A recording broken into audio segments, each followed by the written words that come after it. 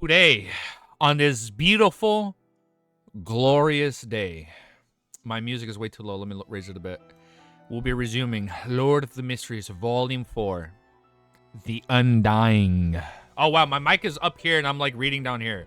We're going to keep reading Lord of the Mysteries. Our first hour today was just... What's up, man? Good morning to you. Hello, Mr. Loki.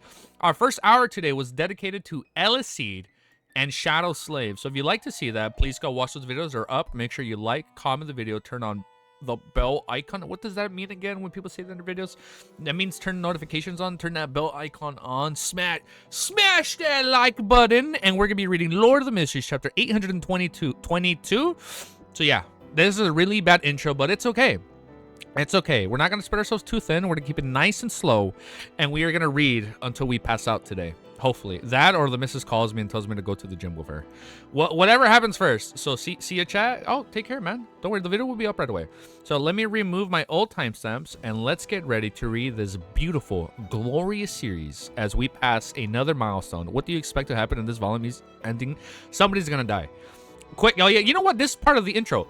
I suspect a character we like dies because it's called Undying. Either somebody we know dies, either Klein dies and resurrects, and now he only has one attempt left. And I feel like it'd be fitting because we're like at the halfway point of the series. We're almost like at the end of Act 2 of what would be in the series, and now we like transition into Act 3. That, or there's gonna be some crazy revelation with Azik because he was stuck at Undying for so long. And thank you, we can't forget our honorific name. The reader who stalls for eternity, the tamer of beasts and dogs, the one who farms, LOTM. Easy Geeky is here today to read this beautiful and glorious series with you guys. Do you guys want to do a coin divination? Coin divination, what happens first? I read until I pass out, or the missus calls me? Heads or tails? We'll find out. We'll see what happens. We'll find out later on what it lands on. All right, chapter 822. I knew it. Miss Justice would not ask when she sees an additional card. I got through another question so easily. Klein secretly smiled as he casually flipped over the new card of blasphemy, showing it to Justice Tyrant. If you do a short stream, stop at 8:30. 8:30, 8:48 needs to be done together. Oh. Maybe we'll stop at 8:30 if that needs to be read together. All right, we'll see what happens. We'll see how it goes. I might read like a little bit after 8:30. We'll see. Knock on wood.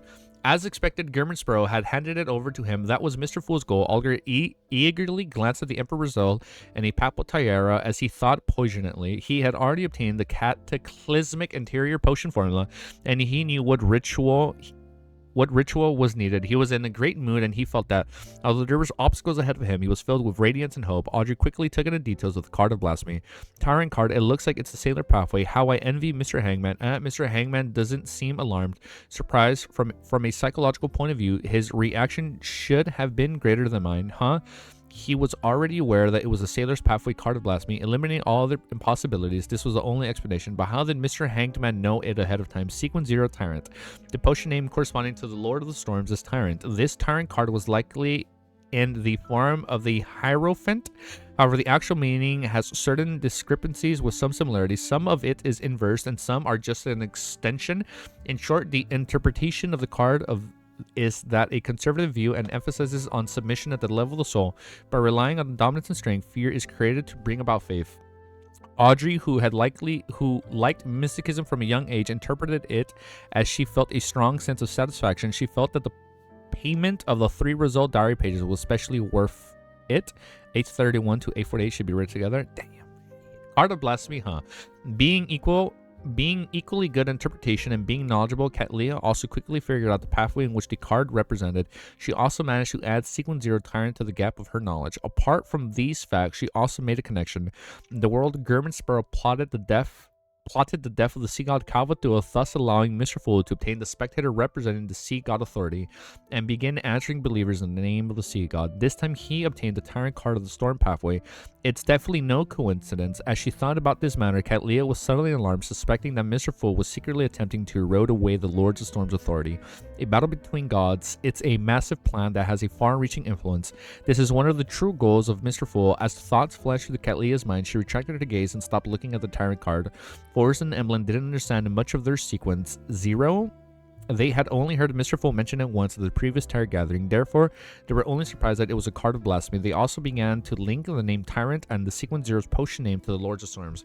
The former began trembling a little, feeling as though she was being sacrilegious. As for the latter, he began imagining and guessing what was the name of the artificial vampire pathway for Sequence Zero. Sequence Zero vampire is probably Lilith. I feel like it's probably just Lilith, right? It must be Moon or Crimson Moon. No, I feel like Emlyn's Mind Moon. Wait, that actually sounds more badass. Moon or Crimson Moon? Ooh, okay. Emlyn's mind raced as he came to an answer. As for whether it was correct, he didn't mind it at all. He just felt that it was definitely close to the truth. Having grown up in the city of Silver, Derek received quite a solid education in mysticism. He wasn't unfamiliar with the concept of Sequence Zero, and he had even aimed his sights to becoming one at that level. Only by doing so could he bring the city of Silver out into the light and warmth so as to bring hope in the future. Lilith is her name. I know it's her name, but I'm like, maybe she like... It wasn't her name all along, but like the title, like the Black Emperor, back then I was like, oh, he was the Black Emperor, but that was actually his sequence. That's what I was thinking, but no, probably wrong. This represents Elf King Solithrin, so it's called Tyrant. However, ooh, did you guys catch that Shadow Slave reference? The Tyrant? Oh, Sunny's killing the Tyrant. Oh, I caught that. Okay, you see, we're remembering Shadow Slave. Okay. So it's called Tyrant. However, his authority seems to be a little more than what the card represents. Derek thought as he participated in the ongoings of the Tyrant gathering in the rare instance. After showing it for 2 seconds, the full client covered the Tyrant card again before casually glancing at Ma'am Hermit. Katlia hurriedly said, "Honorable Mr. Fool, there aren't any new result diary pages this time." As expected, Klein nodded gently and said with a smile, "That's all for me." Just as he said that, the world Germanspar looked at the hangman. "After this gathering, I'll send you to the Ocean Songsters beyond her characteristic. Can you find an artisan to create an easily portable mystical item?" Another Ocean Songster beyond her characteristic. The same thought surfaced in the minds of Audrey, Evelyn, and company. Powerful Sequence 5 Beyonders weren't carrots that you can easily buy on the street, and Mr. World had killed several in the past 2 months. Which quasi-high-ranking member of the Church of Storms met harm this time? Katlia started off with her conjecture that Mr. Fool attempting to erode away the Lord's authority as she came to such a thought. I don't know yet. I didn't read anything. Whoa, if he said something, I didn't read it. No, it's okay. I think. Oh, hold up. I'll let you guys think it through, but I won't read it just in case. Forrest became increasingly fearful of Germanspar, and she kept warning herself not to use the 2 pages of demigod level beyond her powers. Derek couldn't help but think back to how the City of Silver teams would clear a region of monsters. In the dark environment of despair, the number of Sequence 5 main ingredients beyond her characteristics were few and far between. There were even instances where there weren't at times. He knows. Stop lying. Okay, my bad. Oh, okay. Alright, Alger, who had already made the promise, calmly replied without mentioning the artisan's fees.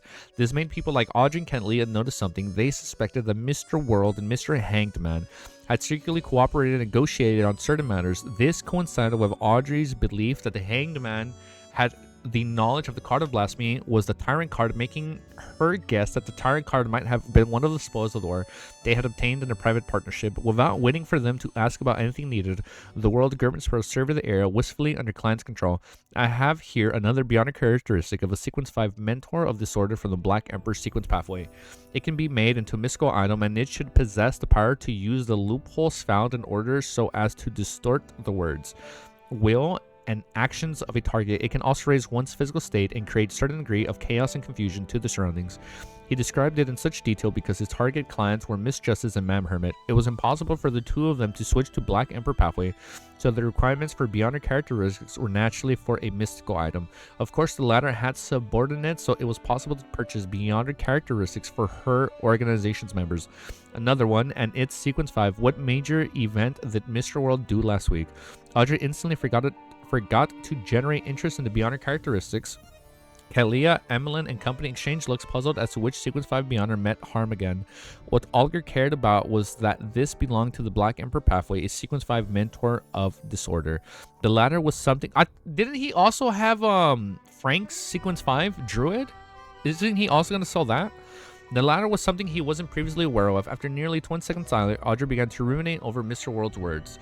Use loopholes found in order to create chaos and confusion, raise one's physical state, and distort a target speech, will, and actions. It seems to be very compatible with my dear Earl Hall. What? Besides, I also want to have such powers. I still have too many shortcomings just relying on myself and lie. I should find out the price first and ask father. Let's see if he's interested in buying such a mystical item for himself or his adorable daughter. Audrey thought for a few seconds before raising her hand slightly. Who would want a stronger Frank? I would, man. I want to see what he'd be able to do as a druid. Mr. World, what do you plan on exchanging it for, or how much do you plan on selling it for? A reasonable price for a ready-made mystical item like Death Knell costs 10,000 to 12,000 pounds. Just the Beyonder characteristic alone will be cheaper. It will be around 7,000 to 8,000 pounds. Klein had already done the math. Now, after some thought, he made the world German Spur reply 8,000 pounds. He knew that if Miss Justice was really interested, she wouldn't haggle. Okay, Audrey nodded and turned to look across the table. Mr. Hangman, roughly how much would it cost to pay the artisan to turn such a Beyonder characteristic into a mystical item? Alger quickly did the math and said 1,500 pounds at the very least. It might be higher. Alright, Audrey shifted her gaze and said to the World Government Sparrow, I'll consider it for a few days and give you an answer by the end of the week. You can continue asking if everyone else wants it. The World nodded in silence as he looked at the other members. He noticed that Mam Hermit hesitated for 2 seconds, but ultimately kept silent. As for the rest, they were only watching with interest. Just as Audrey was about to ask about the fruit of the illusionary chime tree, all the members heard the World German Sparrow hoarsely say, there's another sequence 5 beyond her characteristic from the Planter Pathway, Druid. Okay, here it is. Suddenly, the music is way too loud. I'm going to turn it down just a smidge. Suddenly, the palace that looked like a giant's residence turned extremely quiet. Apart from Mr. Fu, who continued observing everyone in a leisurely manner, the hangman didn't show any additional thoughts, except Kalia. They're like, another sequence 5? When the sequence 5 beyond her characteristics become so common, what did he do? Kalia suddenly felt baffled. She felt the risk and hard work she had put in over the years was in essence no different to the commercial goods the World German Sparrow was selling. It's terrifying. Forrest had already begun imagining a series of stories. Impressive, Derek idolized Mr. World even more. Everybody's glazing him now. Audrey and Emlyn remained silent for a long time, momentarily finding themselves suffering from a lack of vocabulary. After nearly 10 seconds, Katlia realized the hidden meaning behind the World German Sparrow's words. He didn't mention the effects of the druid beyond her characteristic can have after being made into a mystical item. He's asking me if I'll buy it for Frank. At that instant, Katlia felt an unprecedented dilemma. She's like, do I help Frank advance or nah? All right, let's keep reading. Like, she's like, oh, shit, I don't know if I should do it. Chapter 800. Okay, we will read. No, don't. Shit, man. You guys are very adamant on reading 830 to 848 together. All right, I won't do it since you guys are so adamant. If I do, I'll probably end stream then. We'll read 830. It's better not to, but up to you. We'll see. 823. The Maturing Terror Club. As the captain of the future, Katlia knew the latent dangers the Frank Lee had better than anyone else. She knew that the first made strange ideas would at times be truly terrifying and crazy developments. If it wasn't because of those creations he had yet to be proliferated and lacked the necessary elements, Kalia believed that the world would be different. Of course, if there came such a day, she would finish off frankly ahead of everyone else by feeding him to the fishes. With him lacking godhood, many things will be limited in scope even if they're considered success. It's impossible to distribute out and bring about a greater disaster. Just advancing to Sequence 5 wouldn't resist in any qualitative changes, and Frank had been holding back greatly in recent times. He's been focusing on researching plants that can survive and grow through the absorption of monster corpses in the darkness. As her thoughts swirled and changed in her mind, Katlia finally made a decision. How much do you wish to get it for? She had a vague feeling that the World Government Sparrow was recently in need of money, 8,000 pounds. If you can replace it with large sums of gold coins or receive a discount, Klein secretly heaved a sigh of relief as he answered using World. At the thought of how Frank Lee could be able to afford the sum and how he wouldn't reject the druid's beyonder's characteristic, Kalia pondered for 2 seconds and said, Dio, give me a week to gather the amount. No problem. Klein got the World German Sparrow to retract his gaze. After a trip to the primitive island, it's not from having a garnered attention of the existence hidden in the depths of the cathedral he would have given himself a perfect score. In less than half a night, he had obtained an invaluable card of blasphemy, a mystical item with not less than 10,000 pounds, as well as a possible total of 16,000 pounds. Furthermore, no taxes needed to be paid. It was faster than robbing a bank. Good for him, man. Unfortunately, the primitive island had vanished. Otherwise, I can always pay a visit when I'm lacking money. Klein's thought wandered as he watched Miss Justice looked at Mr. Hangman and asked with a tone of anticipation, do you have the fruits of the illusionary chime tree? Audrey actually had some inkling to the answer. This was because Mr. World had obtained so many Sequence 5 beyond her characteristics recently, and Mr. Hangman was suspected to have a private partnership with him in the past week. It was unlikely that he had obtained nothing. I can figure out certain clues from Mr. Hangman's satisfied and confident state. Audrey felt increasingly confident in her ability to observe others. No tax is the best part. That is the best part. Oliver chuckled and said, I was just about to tell you that I've already obtained the fruit. Excellent. Audrey held back and didn't act overly agitated. This meant that she had gathered all the ingredients for her hypnotist. All she needed to do was wait for her psychiatrist potion to completely digest before she attempted the advancement, and wouldn't take too long, having already become an aunt agony in the aristocratic circles in East. What is an aunt agony? And the aristocratic circles in East Chester County, Audrey thought with great certainty. To be frank, if she hadn't... I assume it's because she had her birthday at the end of Volume 2, or was it Volume 3? It was like her coming-of-age party, right? And she became an aunt agony. To be frank, if she hadn't deliberately got at the topic of conversation, Audrey wouldn't have imagined that the aristocrats that all looked beaming with decent demeanors surfaced immense stress. They had pain the others would find impossible to imagine. The changes of the times and the trends of society made them worried about the future of their families and self. Of course, it was also related to them not being powerful aristocrats, as well as the limited resources they held on him. These matters made Audrey truly understand the concepts of a facade. She understood the facts with different targets. Everyone wore a different facade. After concluding such a situation, she had instantly digested a significant amount of her psychiatrist's potion formula as her progress clearly sped up. Volume 2, she came of age. Got it. Someone who listens to other people's problems can stop at 8:36. Okay. It means that she is not the same age despite already being a merge boy. Oh, is that what it is? Perhaps in 2 weeks, more or less, and shortly before I return to Backland, I should be able to become a hypnotist. Audrey looked at Oliver with bright eyes and asked, what do you want in exchange? Having advanced to Sequence 5 recently and having obtained the key to the door of the demigods, as well as being about to possess a potent mystical item, Oliver was lacking in money the most at the moment. Therefore, he said without any hesitation, 2,000 pounds. Deal. Audrey agreed with relatively great ease. This amount of money didn't need a reimbursement, for she could easily afford it herself. After completing the transaction, Audrey couldn't help but heave a sigh of relief. She finally did feel like she was falling behind in the Terror Club. During this period of time, she had watched Forrest become a Sequence 7 and watched Mr. Hamming approach the level of high Sequence Beyonders. She also saw Mr. World finish off a Sequence 5 Beyonder after another, producing their corresponding... They've come such a long way, dude. What the fuck? Sequence 5 Beyonder after another, and producing their corresponding Beyonder characteristics again and again. Yet she remained, as a psychiatrist, a Sequence 7 Beyonder. She couldn't help but feel stressed as she became a little anxious. She relied solely on placating herself and Susie's counseling to prevent any motion problems from happening. Now she can finally take a step forward towards becoming Sequence 6. As the delighted Audrey increasingly enjoyed the gathering, she heard Madame Hermit say, Mr. World, I can provide an answer to the drop of blood from the mythical creature. Do you wish for a private communication? The full control of the world. Gurman Spro with piqued interest as he asked. If it's solely an exchange of information, I'll make a killing out of nothing. He thought of anticipation. Cat Leah looked around, and after a few seconds of thought, she looked at her and said, there's no need. I can only provide two forms of payment. One, a single glance at the Wheel of Fortune card. I believe you know what this card bless me that was created by Emperor Rizzo means. 2, it's to provide the meaning to regain a certain amount of strength during one's weak stages. Please pass this message to the angel. Ask if he is satisfied with such a payment. What the? So she has that one? 1, a single glance at the Wheel of Fortune. And what was the second one? 2, it's to provide the meanings to regain a certain amount of strength during one's weak stages. I feel like he can use that if he's currently being reborn. Please pass this message to that angel, and if he is satisfied with such a payment, provide the means to regain a certain amount of strength during one's weak stage. Queen Mystic had guessed it's related to Snake of Fate. This doesn't make sense. An angel includes a Sequence 2 soothsayer. Can't the fool have an angel from the fate pathway serving him? I have no idea if Wool Ossipton knows the way to become the corresponding pathway Sequence 0. If he is unaware, then taking what like the Wheel of Fortune card would be an irresistible temptation. I feel like he would do that. However, it's unlikely. He had lived for so long, and he's a Sequence 0 at that. So he would already know, okay? It wouldn't be so terrible to the point of only now grasping the ritual to becoming a god. Huh? I wonder what Rosella looks like on the Wheel of Fortune card. It has a snake with the Emperor's face and other animals. Klein casually thought as he delivered it and made the fake person in the world say, okay.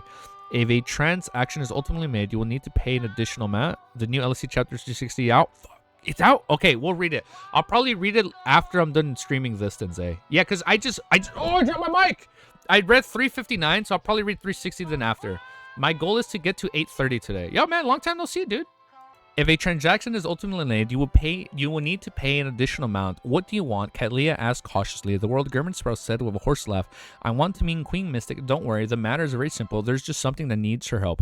After a moment of silence, Catleya said, I can only try my best to facilitate it, but I can't give any guarantees. Upon hearing their conversation, Audrey suddenly found it surreal. Has the Tarot Club already matured to such a level, aside from Mr. Fool, from only being able to exchange basic knowledge in mysticism and sequence 9 potion formulas, it has developed into transactions involving card of blasphemy and the blood of mythical creatures. It hadn't even been a year. Oh, well, the message was it not sent?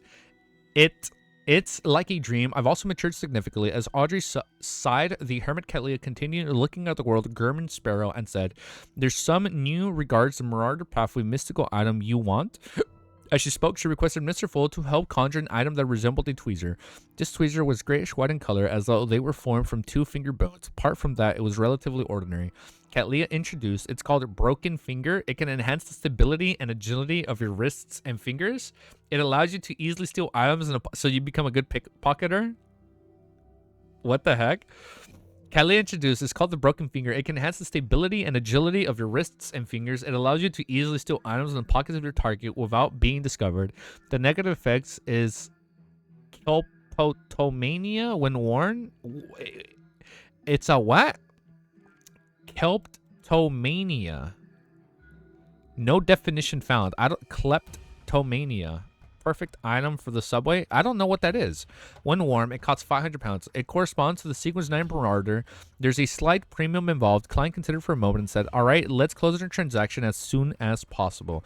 This way, he can investigate the region dug up by Hazel in the sewer so as to eliminate any hidden risk, kleptomania, the compulsive desire of stealing things. Oh, that sounds like a good item.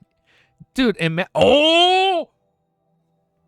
You get the urge to, he's gonna buy this and he's gonna use this when he's stealing the Antigonus family notebook. This way, it's not just gonna be for the underground sewers, it's also gonna be when he steals the book. This way he can investigate the region dug up by Hazel and sewer so as to eliminate any hidden risks.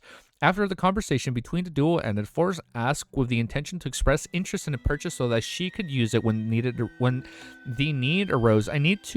I need a cursed item from an ancient rave, as well as his remnant spirituality. Please help me take note.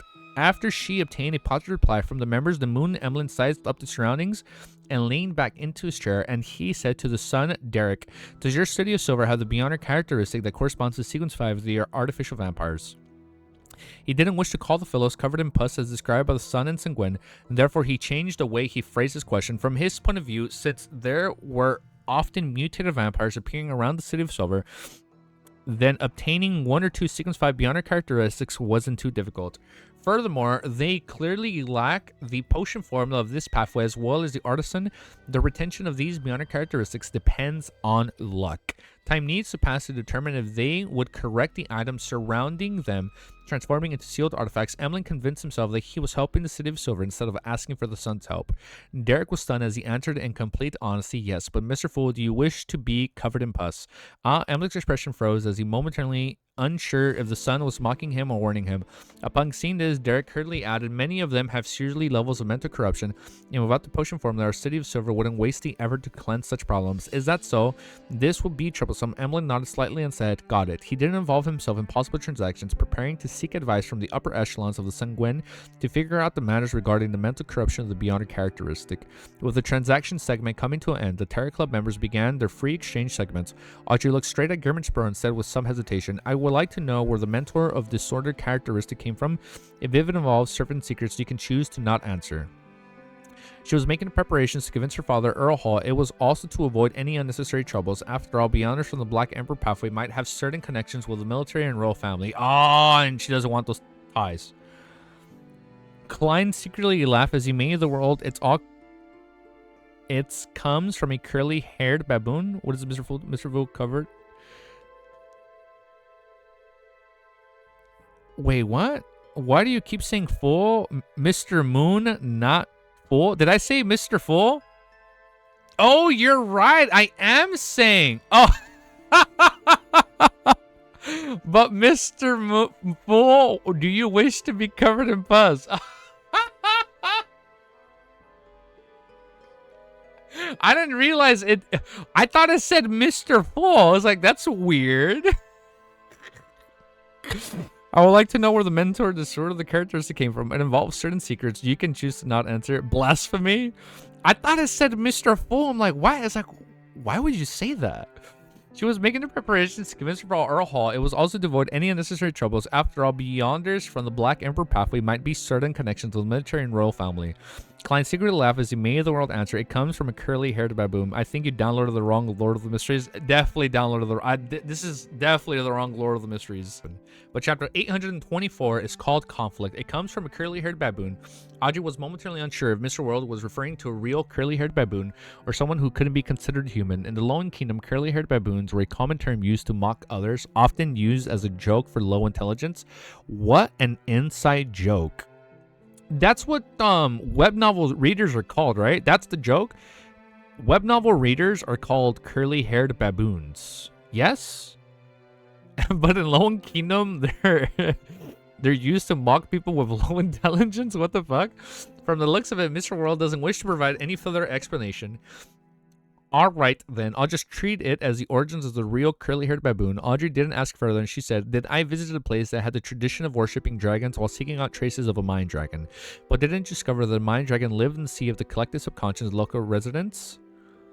And to ensure your safety, you choose to leave." Catlia replied, "You went back." Force asked with a guess. Audrey shook her head. "No, I've long left the area. I've only heard of a rumor recently. An archaeological team entered one of the villages in that area. A member suddenly went mad at night, and the mental illness seemed contagious. The other members went mad in turn as they killed each other or themselves. Eventually, not a single member survived." Rizzo truly was a great man. Oliver was just about to say something when Catlia said, "The matches the traits of a mind dragon." "I have no doubts about that. I'm just curious if the mind dragon will remain to the region." Aldred expressed her thoughts. No, Aldred and Catlia replied in unison. Sitting at the long model table, the full Klein made a connection to something else. The anchor of the deities. He suspected that the region's traditions of the dragon's worship was an anchor to stabilize the mind dragon. He suspected that the region's tradition of the dragon worship was an anchor to stabilize the mind dragon state. Before such a tradition ceased its practice, the mind dragon likely doesn't need to worry about the problem of an anchor. Therefore, after it leaves, it can hide in a new region of sea collective subconscious. It doesn't need to take risks to enter the different dreams to create faith. This was the three churches will lack clues to finding it. After all, they aren't experts in this domain. Even with the corresponding sealed artifact, they will at best only be capable of entering the sea of collective subconscious or force the mind dragon out. Instead, the psychology alchemist might be able to figure out something out. As Klein thought casually, he made the world say, "The tradition of the dragon worship is very beneficial in stabilizing the mind dragon's condition. You can get people to take note of such matter. If a large scale changes occur, then it means that the mind dragon is creating similar traditions in other places." He originally wanted to mention that he suspected that the mind dragon to be an angel, one at sequence 2, but on careful thought, he found it impossible to determine that. The baboon of the baboons named Moon.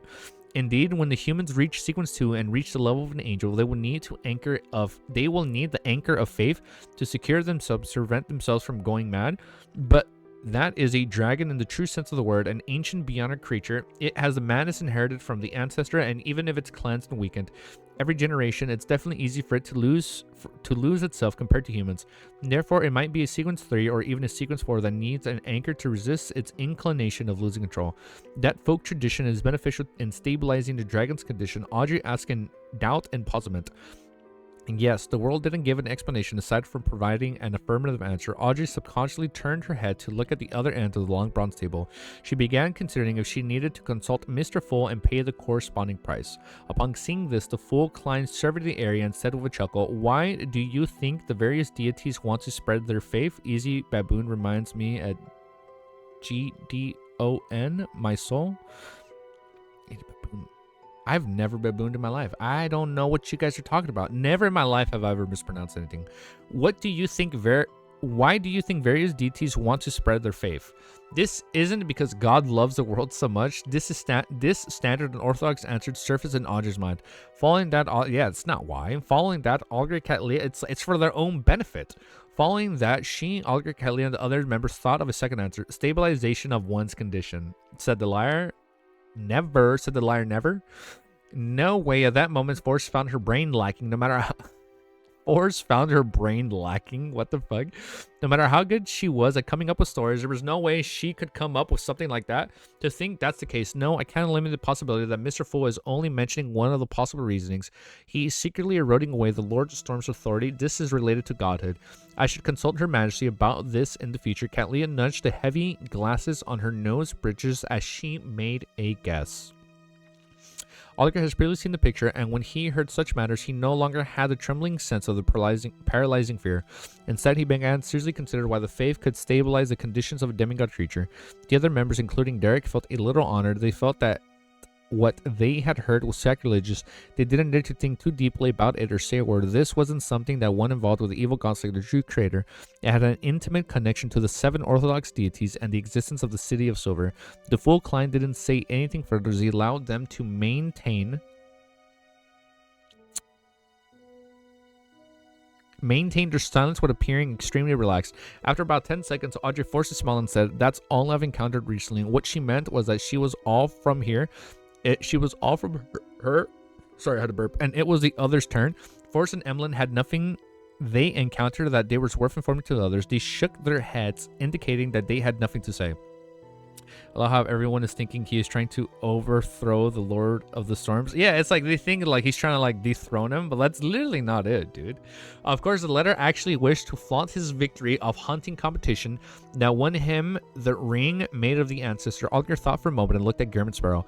Can the picture be shared with everyone? He believes that the picture was directly connected with certain matters that happened in the afternoon town and a giant king's court. It gave the son some prior knowledge of what would be discovered or encountered in the City of Silver, or to continue exploring. From that, he would be prepared ahead of time, allowing him to avoid danger.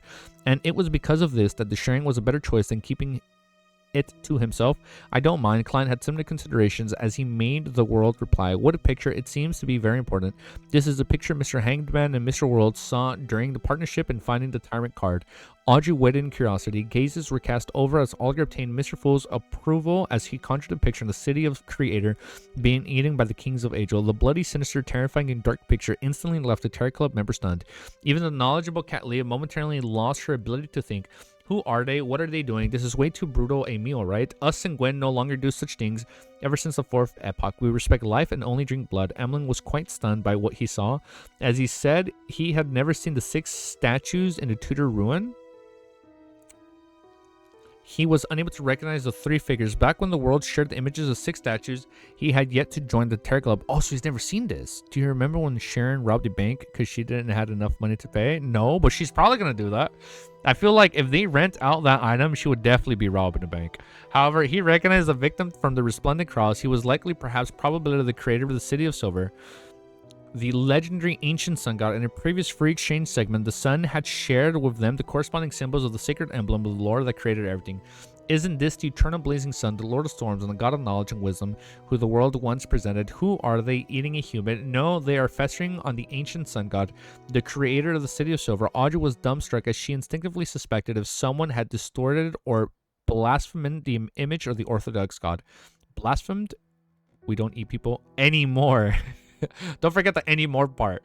As Forrest trembled in fear, she found a picture that was filled with darkness and evilness to have a form of aesthetics and was of high aristocratic value.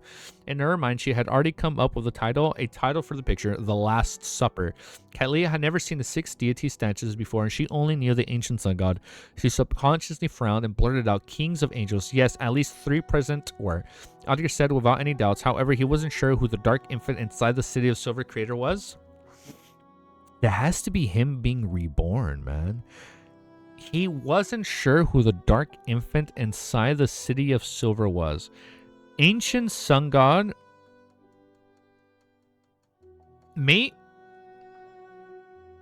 it's the true creator. Maybe the true creator is like what god was it where he had his own like children? Or no, or like how the Mother Tree of Desire has her own separate. I can't get my words together. When basically they have their own manifestations. Maybe the baby is the baby isn't a true creator because the baby had 2 eyes and the true creator only has 1 eye. No, that 3 already fell through. It wasn't. No, sorry. Never mind. Maybe Maybe he grows up and then just gets one eye? As he spoke, Alder glanced at Derek and noticed that the youth's eyes were glazed over. The youth's eyes were glazed over. His thoughts of mystery. At that moment, Derek's mind was filled with misery and despair. He believed that the one being eaten by the Creator, which the City of Silver believed in. He had also recognized the surrounding three to be the eternal blazing sun, the Lord of Storms, and the God of law, knowledge, and wisdom. This made him suspect that the term forsaken land of God. In the various tombs of the City of Silver, they emphasized that the God had forsaken the land due to certain reasons. It's unhinged. You're talking about the chained God? Yes. You're talking about the chained God? Maybe. No, I don't think it's the chained God. Shit. Keep in mind the mural is probably quite a bit symbolic. Yes, we know it can. They also mention, like, for all they know, the image can be sacrilegious. Like, we don't know. Like, we don't know if when we see a mural, it's like pure factual fact. That's what happens. Or like, it's sacrilegious. Yeah, that it's still up in the air. But I don't know. Maybe because I've always confused the ancient sun god and the true creator so much. Them in and of themselves are like two different beings, but like one is born from the other. We'll see. We'll see. In the various tombs in the City of Silver, they emphasized that the god had forsaken the land due to certain reasons. It made them turn into the people of the dark. Therefore, as long as everyone represented the bottom of their hearts and pleaded for forgiveness, the day would come when God would truly return to illuminate the entire world with sunlight. Oh, and that's the baby. That's the baby that will return to illuminate the entire world with sunlight. That's not right. No amount of repentance or seeking forgiveness can redeem the City of Silver. Derek muttered inwardly, that's because the god is dead, eaten, and never to return. But there was one that's been reborn in his stomach. This meant the City of Silver's miserable pursuits and hopes were only a mirage, one that would never be fulfilled.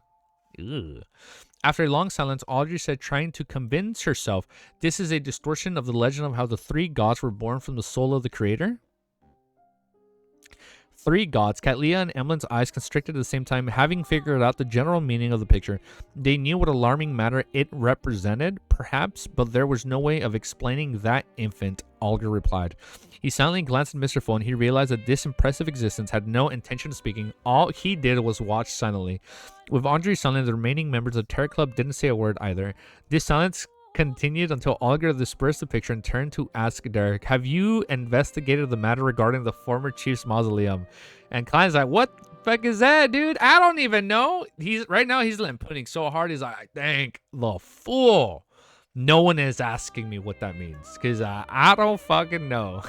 Next chapter, dude. Chapter 825 is called Reservation. Upon hearing Mr. Hangman's question, Derek replied in shame, no, I've been constantly assigned to patrol missions recently and I didn't have the time to investigate.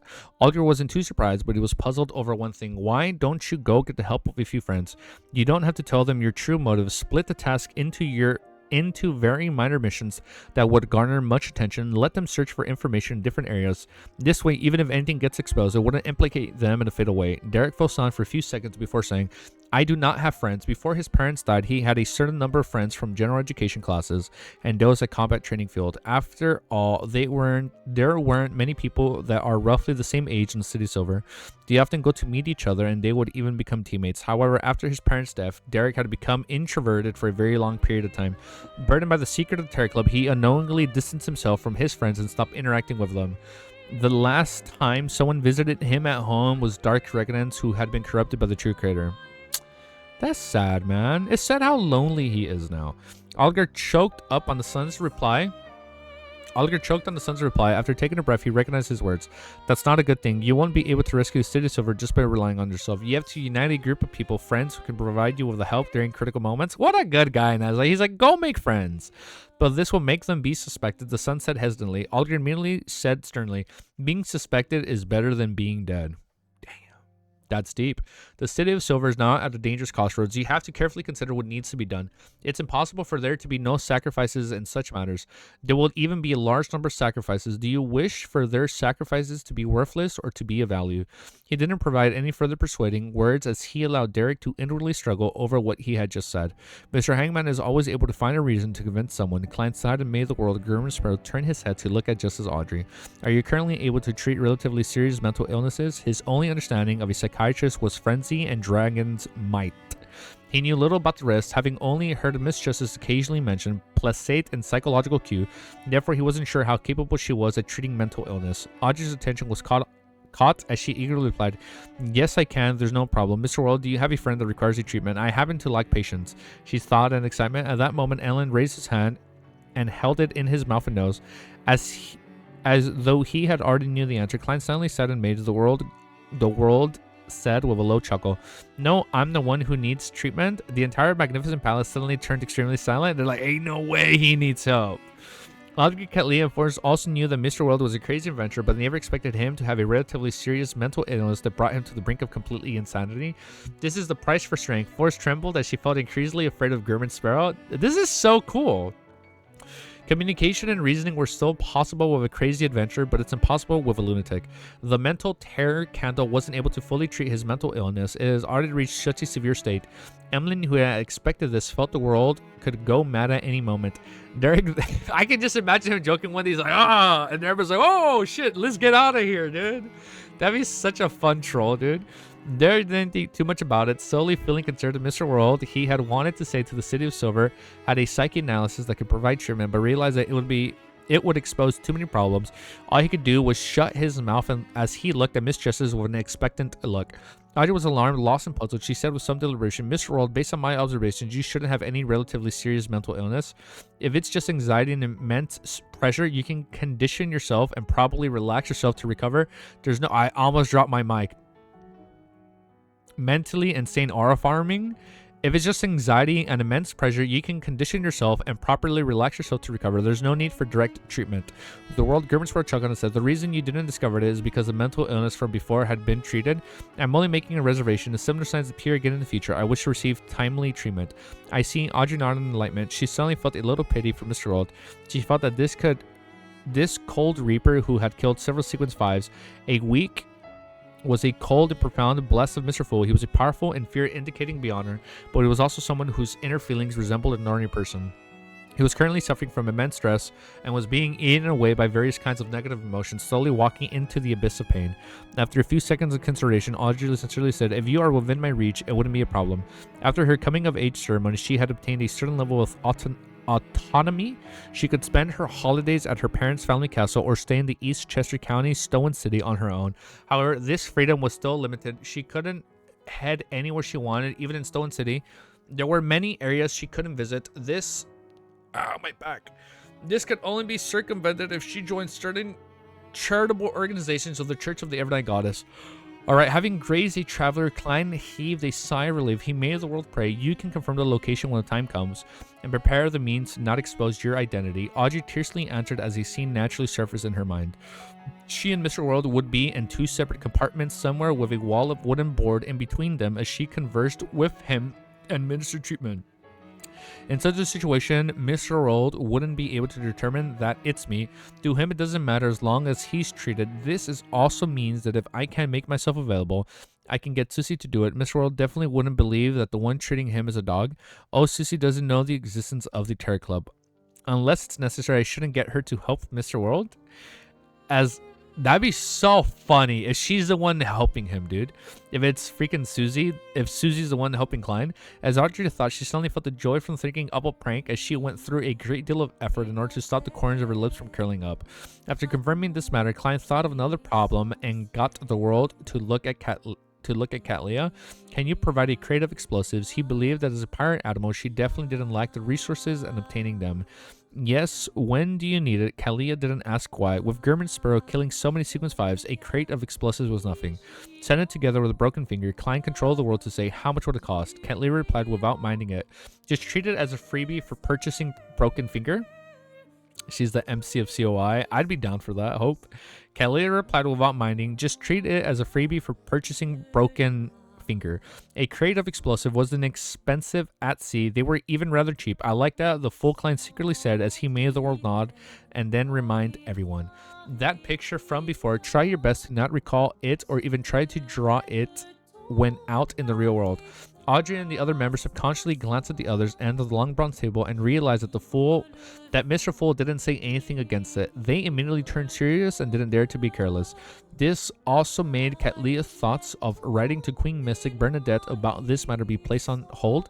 She had to consider a suitable method that could avoid influencing factors. Following that, the free exchange segment slowly came to an end as the area above the gray fog fell silent. Returning back to the future, Katlia stood behind the window of the captain's cabin. She was clearly in a dilemma. Finally, she took a deep breath and exhaled. She then nudged her glasses. She left the captain's cabin and walked to Frank Lee's room. This first mate had been chased to the bottom of the cabin after the crew's unanimous vote. It was to prevent him from experimental products from suddenly spreading, and now she's like, I got you a druid characteristic. Frank Lee was rather pleased with this because his new residence was much more spacious. Furthermore, it also suited the condition of a dark environment. Knock, knock, knock. Leah came to the bottom cabin and rapped at the door. Wait a moment, Frank Lee shouted a reply. It was unknown what he was busy on. After a minute, he opened the wooden door with his sleeves rolled up. He asked in puzzlement, Captain, is there something? Leah didn't directly answer him as she used her night vision to peep into the pitch black interior. She saw a blue fish laid out on the table with his eyes wide open. From the gap between the scales, green sprouts grew out. Some were already mature with a ear of wheat. You succeeded. Katlia held back her instinct. Oh! She was able to grow the wheat from the dead monsters in the dark. Oh, shit. Okay, I thought it was going to be something gross. No, he actually succeeded. You succeeded. Katlia held back her instinct to take a step back as she asked. Frank nodded in glee before shaking his head. Not yet, but I've already made significant progress. I've crossbred wheat, mushrooms, and a bit of rose bishop cells, and I achieved a first stage product. Placing them in the stomachs of a fish, they'll be able to absorb the flesh and blood to grow to maturity even without any light. Okay, Frank Lee is competent. I read this part, but the current issue is that the target is supposed to be a monster corpses. There's a need to prevent the poison and madness accumulated inside to not spread to the food after their flesh and blood is absorbed. Also, producing them is a problem. There's definitely not that many rose bishops who are willing to be material. Therefore, there's a need for them to have the ability to split and absorb flesh and blood themselves. After hearing Frank Lee's description, Katlia silently nudged her glasses. Will such food begin to absorb flesh and blood and multiply while inside a human stomach after consumption? Frank Lee fell into deep thought. After a few seconds, he said, in theory, no, because no one will eat them raw. Huh? I would have to test its activity under high temperatures. No, they still lack the ability to split themselves. It doesn't matter if they have any activity. Seeking Frank Lee in the confused state, Katlia fell into a dilemma again. After a while, she's like, I don't know if I should do it or not. After a while, she slowly asked, I have a channel that allows me to obtain a druid's beyond a characteristic. Do you need it? Oh, of course. Frank Lee became thrilled. Many a time, my abilities are what limit my ideas. This, I kind of regret it. Kalia suddenly had such a thought. She's like, fucked up. She's like, shut up, dude. All right. Next chapter, 826. The thought of being forgotten. What a fitting chapter. Okay. Chapter 826, The Thought of Being Forgotten. Monday evening, 160 Buckland Street. Klein set up the ritual and summoned himself. He planned on investigating the secret hidden in the sewers. While responding above the gray fog, he was in a dilemma about the card to use. The Black Emperor, the Tyrant card. It was like the selection of clothes before heading out. What a crazy choice to have. While responding above the gray fog, I just read this. In consideration of how Backland was a place where the Church of Storms was a very powerful faction, and being afraid that he would be able to end up attracting high sequence irresistible bros? Irrescribe bros? Klein, the fact that bros is in this series, that's funny. Poor Rose Bishops, yeah, RIP. Klein ultimately chose to use the Black Emperor card. Oh, he's not going to use the Tyrant? He wore a crown and black armor. Wait, are we going to steal the book already? He wore a crown and black armor with a cape behind it. Aside from the card of blasphemy, he also bought Creeping Hunger, a Zig's copper whistle, Sinar's gold coin, and Broken Finger, the Marauder Pathways mystical item which Katlia had given him 3 hours ago, as well as some ordinary explosives. Of course, Klein didn't bring the entire crate of explosives. For a split second, it was just too heavy. He only took out 5 sticks and left Sinor to hold them in his body.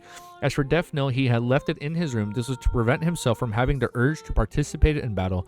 He had a very clear goal, so once he discovered any problem to avoid danger, he would immediately leave and not stay behind. On the contrary, a powerful weapon would end up making him act bold, making him wish to probe deeper and resolve the matters by himself.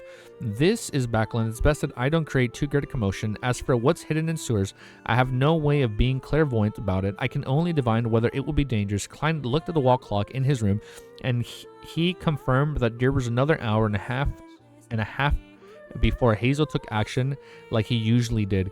His figure suddenly vanished as he passed through the balcony glass and flew into the streets before entering the sewers. In a dirty and humid environment, Klein took out a Lowen gold coin and made Rafe Sinor appeared in front of him with dark red coat and old triangular hat. Following that, he handed over the tweezers that resembled 2 ground bone fingers to his marionette. Just holding it on him for a short period of time, he had nearly made him steal the sewer's manhole cover. Senor held broken fingers and walked ahead. Dressed as the Black Emperor, Klein turned invisible and walked behind him, allowing his marionette to open up a gap of at least 50 meters from him. With this distance between them, he no longer affected his kleptomania, and as a dead person, Senor had lacked the thoughts of stealing. He didn't even have any thoughts. Oh, so it works perfectly for him. No, we're not reading on autopilot. No, we're still good. He didn't even have any thoughts. Turning in at the... I feel like it'll be... When I'm reading and I'm not reading, I feel like it's obvious. I think it's obvious when that happens. No, but we're good right now. I feel like I'm kind of just locked in. He didn't even have any thoughts. Turning into the corresponding fork and passing through the hidden door, Rave Senor held grayish-white tweezers and appeared inside the half-natural, half-artificial cave. I wouldn't believe it. Unlike before, the oilskin-wrapped tools like shovels had changed positions. The hidden passage on the right had deadpanned a little. This was clearly Hazel's main focus. Right on the heels of that, Klein, who didn't enter the fork, stayed close to the wall of the sewers without touching it. His back facing the target region, he controlled his marionette as he walked deeper into the ring passage. Soon Senor came to an end. At this moment, Klein suddenly felt the grayish-white tweezers in his marionette's hand tremble suddenly, as though it had been attracted by some unknown object not far away. The unknown item was deep and profound, like a calm ocean. It made it difficult to pry into its exact state. A characteristic that's alive, much closer to that of a spirit. Klein was only able to determine if he was immediately let Senor and use Mirror Leap to return to the half-natural, half-artificial cave onto a shovel that hadn't rusted. He didn't attempt to head deeper underground via the passage. Then Senor appeared again, took out 5 ordinary sticks of explosives from inside its body, and placed them in different spots. Even Rafe was a demolition expert. After doing all of this, Senor's figure phased away, appearing on the surface of the gold coin in Klein's hand. As he stuffed the gold coin into his body, Klein raised his right hand in preparation to snap his fingers and trigger the 5 sticks of explosives. His idea was very simple. It was to deliver explosion of suitable scales in order to destroy Hazel's hard work and traces. It would attract the Nighthawks and resolve everything. This way, regardless of what was hidden deep in the passage, it wouldn't bring him danger. And Backlund, knowing how to ingeniously sound the alarm, was more effective and safer than rashly attacking by himself. This was especially so when Klein wasn't capable of determining the matter involved a demigod. I'm such a good citizen. As Klein gave a self-deprecating remark, he prepared to snap his fingers to ignite the explosive. Suddenly, his head swayed a little as he lowered his arm as though nothing had happened. The cautious Klein immediately ended the summoning ritual above the Grey Fog, then returned to the real world and entered the physical body. Just as he was about to busy himself and bring back Creeping Hunger, Senor's gold coin, and the other items from the sheer space above the Grey Fog, he frowned slightly. He seriously recalled the entire process of his late-night exploration when he alarmed to realize that he had apparently lost a small portion of his memories. What? He didn't remember if he had triggered the 5 sticks of ordinary explosives. Is he losing his memory? As he turned his head to sense his surroundings and confirmed that the entire street was very silent, Klein began to believe that he hadn't snapped his fingers. This is beyond the power of a dream. Oh! A dream sealer took that thought away from him? What the fuck? That is so cool. Let me lower the volume down a smidge. What? The dementia's kicking in early, old man? Oh, he's just like me. I lost my place. Oh, wait, I lost my... No, fucking I lose my place. Okay. This is a beyond... Because, like, he has never once lost a single memory. He has such a fucking IQ. He recalls everything perfectly. So that was so out of character. This makes sense. It's a dream stealer. It seems to be much stronger than Mobet. If not for the Grey Fog and my habit of doing an after-action review, I might not have discovered that my thoughts of triggered the explosives were stolen away. The other party might have also snapped his fingers, but without the flame-controlling powers to work and concentrate, nothing happened. Klein's expression turned grave as he thought prepared to make another attempt. Similarly, to prevent himself from being tracked, he still summoned himself and responded to himself. With the Black Emperor card, Klein left 160 Boatland Street from another side, deliberately circling 2 streets away from arriving to the sewer's manhole. This time he didn't push the fork. Staying not far from the manhole, he used his enhanced flame controlling to sense the explosives and lifted his right hand.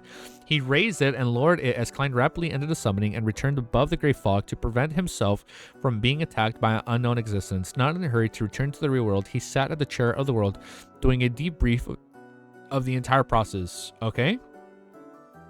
I forgot to trigger the explosives again. If I didn't force myself to recall it, I wouldn't have even considered such a problem. Truly quite impressive.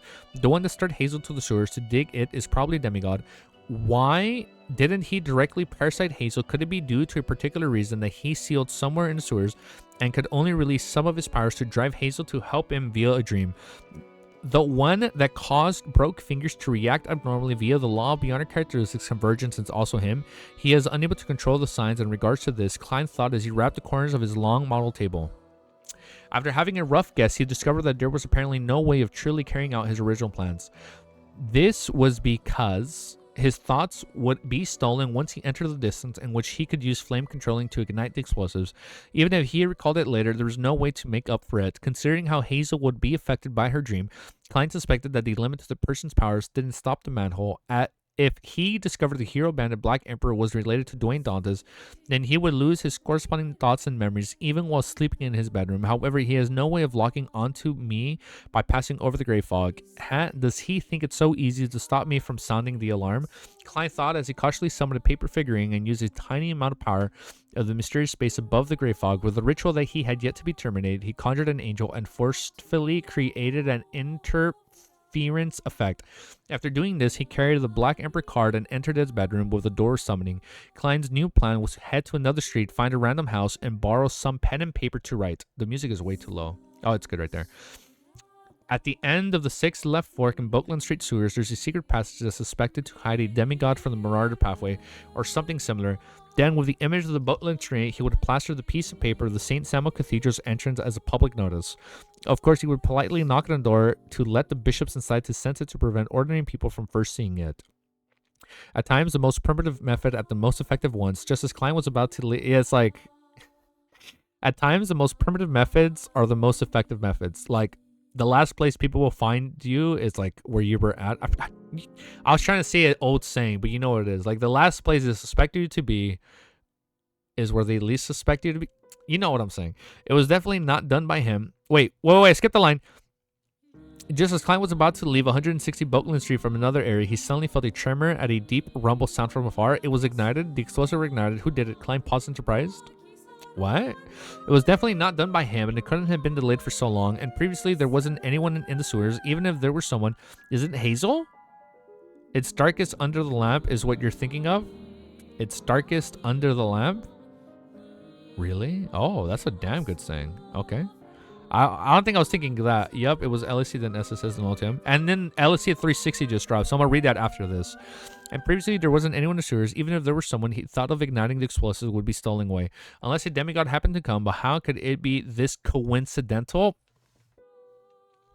Coincidental?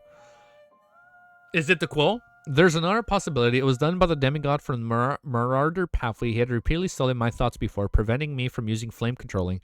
It was to buy time to leave. Now that it's finally done, he triggered the explosive to destroy all the evidence. That adheres to logic, and he should know very well that a powerful being whose origins can be traced cannot be stopped if he insists on sounding the alarm. The best solution is to drop its tail in order to survive, just like a gecko. However, if he can leave, why did he steer Hazel into digging the secret passage? Doing so will do tremendous harm to him. Klein thought of certain possibilities, but he was unable to verify any of them. Furthermore, he was certain that the underground explosions was bound to have already attracted attention. Hence, he immediately left Creeping Hunger and other items behind, terminating the summoning and returning above the gray fog. After returning to the real world, he stopped the ritual, cleared the altar, and cleared all traces before getting into bed. 39 Boatland Street, Member Parliament, Mott House. Hazel, who didn't sleep at all, was alarmed by the tremors and deep humming sounds. She walked to the balcony and drew the curtains to look towards the sewer manhole. However, she didn't notice any anomalies. After searching for a while, the uncertain her decided to cancel her operations for the night and sleep in peace. At this moment, she suddenly heard squeaking as she turned to look at the corner of her balcony. At some point in time, there was a gray rat sitting there covered in sewage water. Next chapter. Chapter 827. Plenty of people coming and going. Hazel is kind of cute. I mean, she is arrogant, but she's that because of her naivety. She is pretty naive. His name is Remy. Plenty of people coming and going. Despite getting in bed, Klein didn't manage to sleep until daybreak. This is because he believed that with most people striked awake from the commotion underground, him sleeping too loudly without noticing anything would make him suspicious. Indeed, just as he got to bed, walked to the balcony and drew the curtains to pretend to search for the source of the commotion, Walter came knocking at his door. Two servants with double-barreled hunting rifles. They just come in with guns. Two servants with double-barreled hunting rifles were assigned to protect their emperor to prevent any accidents from happening. Before long, the police arrived. Based on descriptions of the residents in the area, they identified the sewers of the targets. As for what they discovered or whether they sought backup from the Nighthawks, the ordinary citizen Mr. Dwayne Dantes had no idea. After confirming that there wouldn't be any more accidents, he sent his butler to the servants away and quickly got some sleep. By the time he woke up again, Buckland Street had been restored to normal. Pedestrians were on the streets and carriages were coming and going. The interspersed trees that lined to the side of the street continued making the area seem tranquil. Are the results of the investigation out? Klein looked at him in the mirrors as he asked Richardson, who was helping him smooth his clothes. Richardson had already inquired about the matter and was waiting for his employer to ask. He immediately replied, apparently some gang members were treading firearms in nearby sewers and accidentally triggered explosion. How coincidental. Explanation, you know? What a reasonable explanation. Klein didn't probe deeper, nor did he consider whether the demigod of the Marauder pathway who stole away his thoughts went to, or if the Nighthawks found him. Firstly, this was because he believes the demigod's action of igniting the explosives would definitely implicate him in a serious manner. If the demigod had the ability or a suitable environment to do so, he would have long parasitized Hazel without going through the convoluted and troublesome hassle. This also meant that in the next 2 to 3 weeks, even 2 to 3 months, Klein didn't need to worry about the demigod. Secondly, if he continued pursuing the matter and pushed the demigod into a corner, Klein had no doubts that he would be harmed as a result. Once the demigod lost all his inhibitions and began affecting the surroundings on a large scale, then even if he didn't expose himself, he would suffer the demigod's attack as well as implicate the innocent residents along the street. We don't want that to happen. Apart from the first two reasons, Klein was apprehensive over the matter. If anomalies kept happening in the originally normal Buckland Street, it was bound to attract a deeper level of suspicion from the official beyonders, and all of this happened after Dwayne Dantes moved in. Even if Klein's body was covered in mouth, there was no way he could explain himself. When the time came, he would have to give up on his plans and reconsider new ones. I should head into the sewers from time being. There's probably a trap laid out of the official beyonders. There's one thing to do, take a note of Hazel without leaving any clues. I'll observe to see if there are any abnormalities about her, and once I discover any danger signs, I'll immediately turn into hero bandit and put up advertisements of St. Samuel Cathedral. Klein went downstairs to have breakfast with a composed look. After doing so, he returned to his master bedroom and got Richardson to wait by the door. As for him, he took out almost all the torn paper crane from his wallet. He planned on using it one last time and to inform Snake of Fate, Will Ossipton, of the choices the Admiral Stars was offering him, and if he was agreeable or not. She is the average wild beyonder, saying normal people was beneath her. I feel like that is what she's been doing this whole time. She's been like belittling like normal people. I read this part. Typically, he could complete such matters by visiting his parents. However, without Dr. Aaron's invitation and him lacking a sufficient reason to pay a visit, that wasn't the best choice, and it's easily made others question his motives. He obviously couldn't tell Dr. Aaron that he wasn't there for him.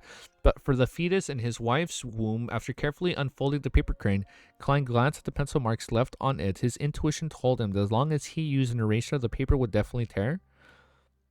However, that didn't stump. He got a black fountain pen and directly wrote it. We're so close to what, man? What are we so close to, huh? I don't want to... No, I'm kidding. To the other party, he made their offer. The black ink was a lot more obvious than the pencil marks. Therefore, although the text overlapped, it didn't affect anyone from recognizing the words written on it. There's always more solutions than problems. Klein nodded satisfaction as he folded the unfolded pieces of paper according to its crest marks. This time, he suspected that unfolding it again would result in its tearing. In the Burke household in the city of Silver, ever since the terror gathering ended, Derek was likely a petrified status who sat by his bed, motionless. After an unknown period of time, he was awake by the noise of the streets outside. However, the feeling that he was still in a nightmare continued enveloping him. It made his footsteps towards the window appear especially heavy.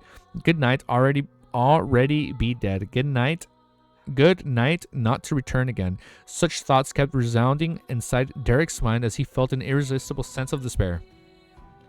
Back when he had to kill his parents with his own hands, that was such a messed up moment, man. That was such a fucked up introduction to his character. He had to do that to his own parents.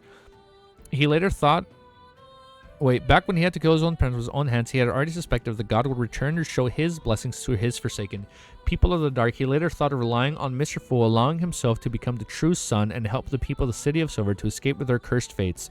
However, having been educated from a young age, an environment constantly affecting him, he still looked forward to the return of the Creator. He held expectations that sacrifice and the repentance of the City of Silver would earn them a response. And now all his hopes had been dashed. The tiny silver of hopes that was left had now been engulfed by the darkness. The City of Silver will continue in this state until it disappears into the darkness. There will be no one remembering that once we existed and struggled. That is so cruel, man. There will be no one remembering that we once existed and struggled. And I feel like that's the scariest thing, man, in real life. Like, no one will remember you. Derek cast his gaze out the window and saw many of his neighbors gathering together. They were praying and seeking forgiveness for the Lord of the Creator of everything. This wasn't a ritual organizations by the 6 member councils, but dude, thank you for subscribing. But a tradition that took a form of the city after 2,000 or 3,000 years. They would pray for almost anything, good developments, unstable emotions that injured the family and the birth of a new life. Lightning streaked across the sky and illuminated the streets. Derek stood motionless in the darkness of his room, staring outside of the days. Unknowingly, he clenched his fist. By this time, his neighbors dispersed. He finally retracted his gaze, his expression somewhat warped. He reached out to touch the Thunderguard's roar as his gaze gradually focused. He planned on following Mr. Hangman's advice to befriend others to help him. Soon, he felt a little stumped because he had no idea how to make friends. Aw, he doesn't know how to make friends? Nor did he know how to warmly greet others or find a topic of conversation. This was in violation of his own character. After some thought, Derek decided to head into the training field and use combat re-establish ties with people he was familiar with in the past. That's a good way to re-establish a bond. That was a gathering ground for the residents of City of Silver, where he often met people he found familiar. It was late at night once again. Klein once again saw the pitch black steeple and desolate plains in the dreams that, as he had despaired, is it with Will? Passing through one obstacle after another, he arrived at the region with the scattered tarot cards. A black pram was already waiting there. Will Ossipton, who was wrapped in silver silk, asked with a bright voice, wait, so Will Ossipton is wrapped in silver silk. Does that mean he's in his baby form, wrapped in like a little blanket? Is that what are we seeing? Or is it like, does he look like a child, or is he like a baby wrapped in silver silk? Is that what's happening? What are the choices? You're being very proactive this time. What happened to your reservation as a sequence 1? However, kids are like that. It's good that you maintain such a state of mind. Klein silently chuckled and said, 2 choices, choose either one. 1, it's to take 1 look at the Wheel of Fortune card. 2, it's the method to regain a certain amount of strength during this week's stage. Yeah, a premature baby. I need to look that up. I need to look up like baby Will. Will Ossipton fell silent for a second and chuckled. So it's Bernadette on the other side.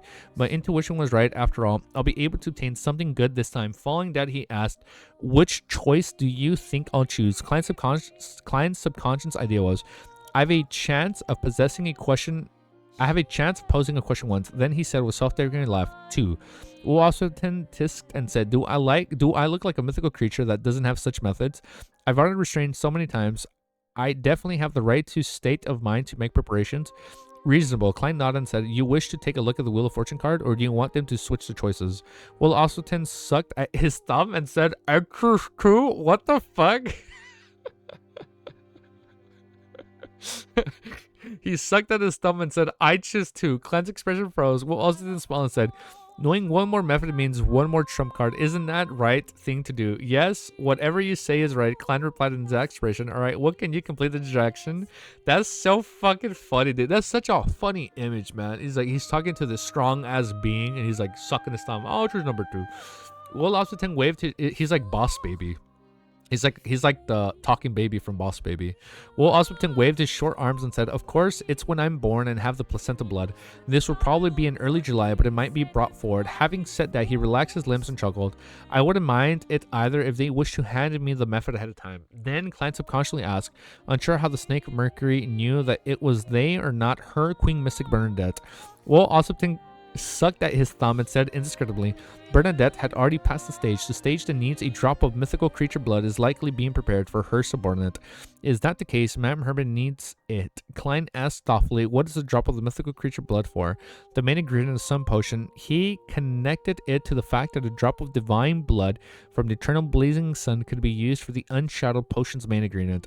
No, isn't it suicidal for one pathway to consume the blood of a fate? Wait. Isn't it suicidal for other pathways to consume the blood of a fate pathway mythical creature?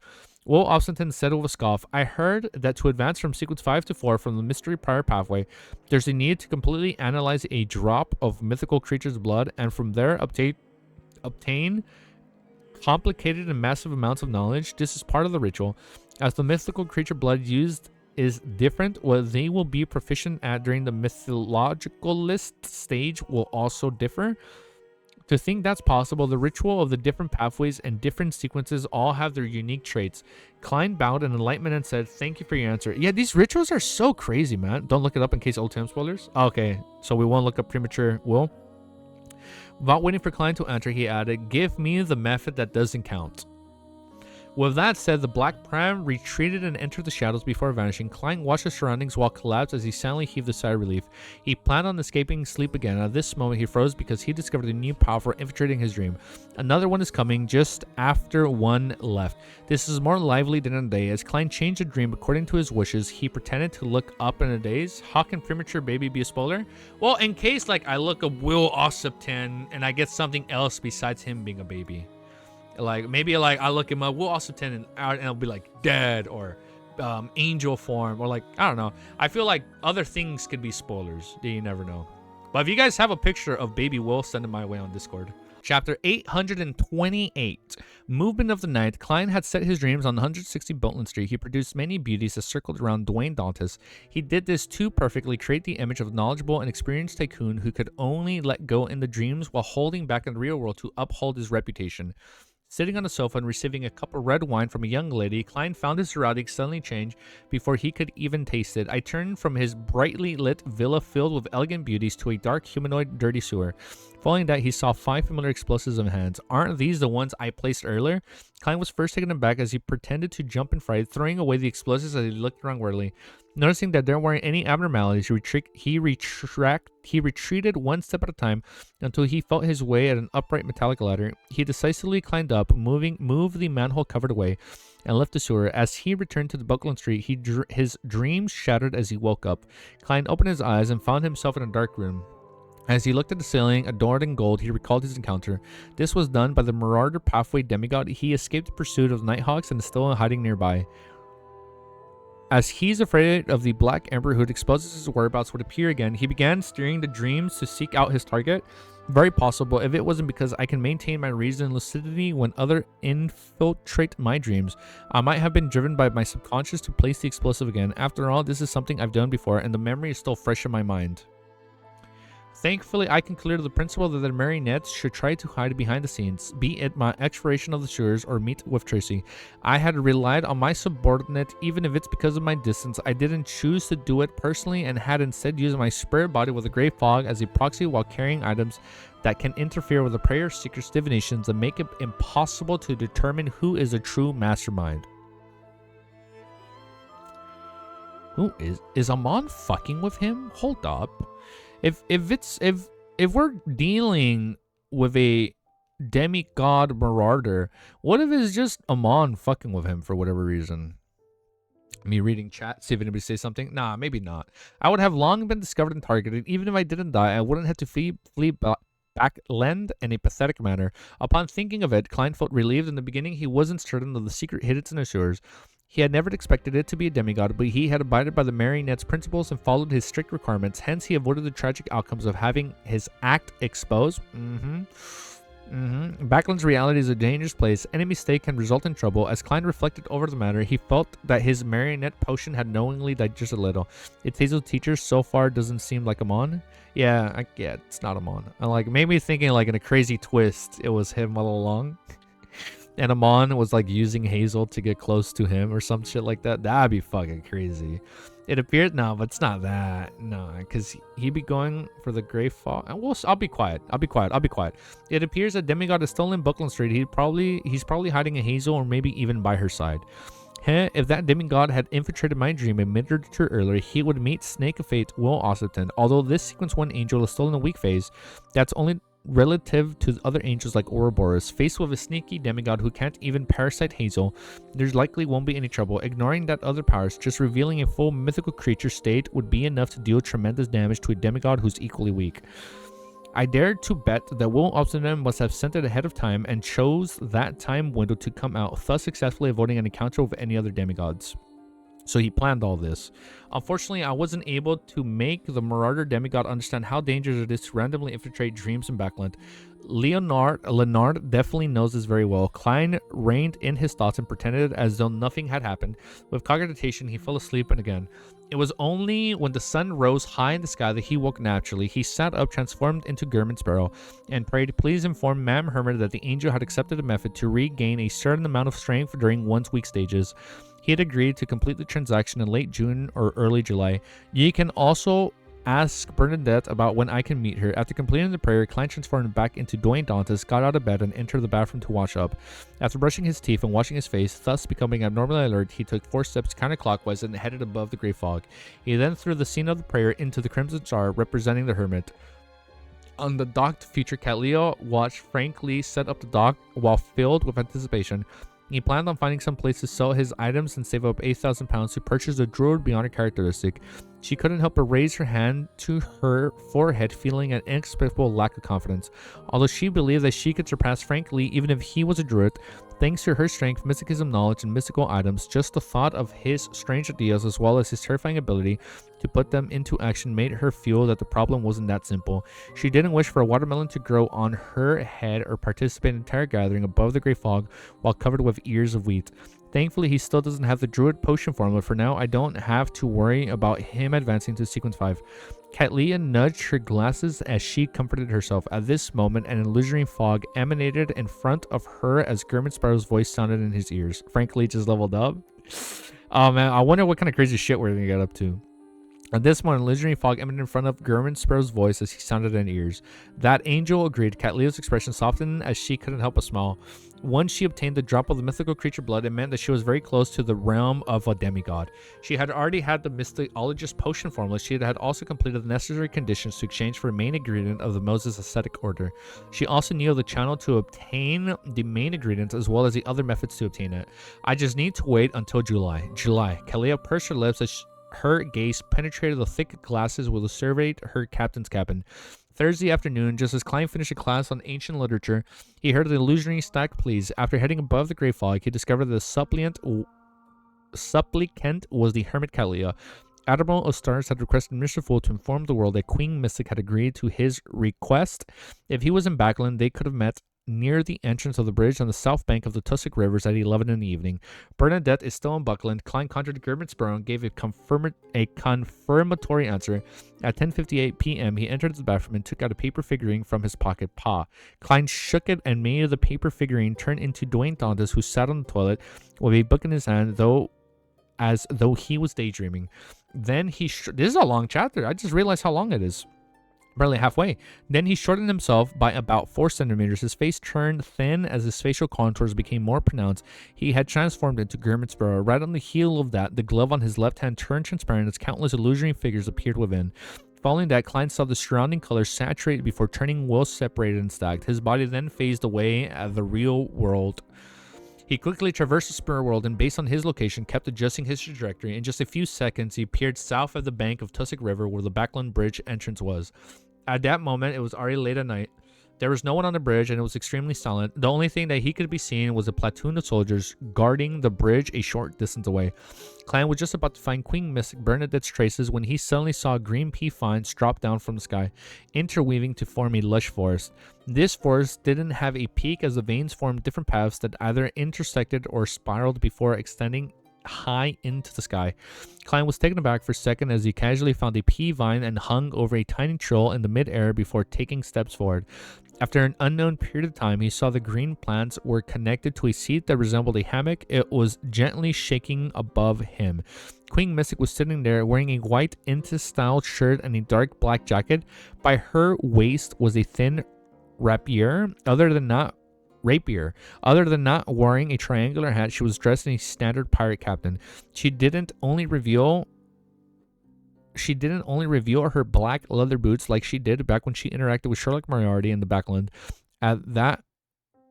At that moment, her chestnut hair cascaded down as her blue and deeper eyes looked over. She gently said without any emotion, "Thank the existence behind you on my behalf, so you're still quite respectful towards the fool." Huh? The few answers I previously gave her had likely resolved some of her confusion. With the mask of German Sparrow on, Klein politely replied, "All right."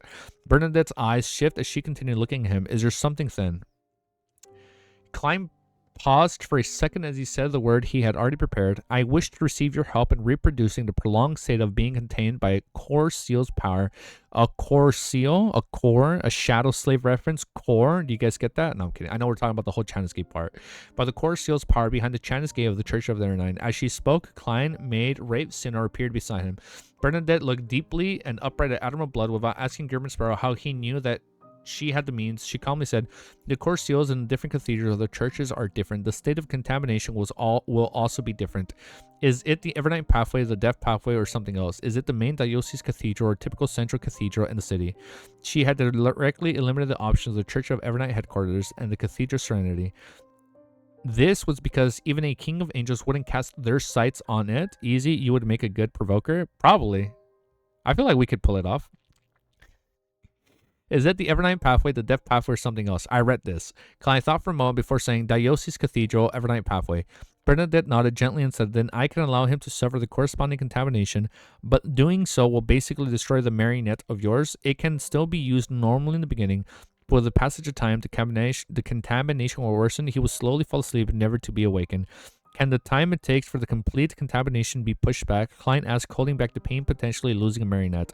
Sinor was one of the most valuable assets he had. Bernadette said with a calm expression, 2 months is the limit.